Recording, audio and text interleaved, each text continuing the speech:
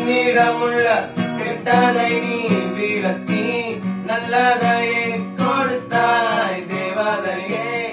நானே என்னை துறந்தேன் அடி, நீயே உண்மை உணர்ந்தேன் அடி.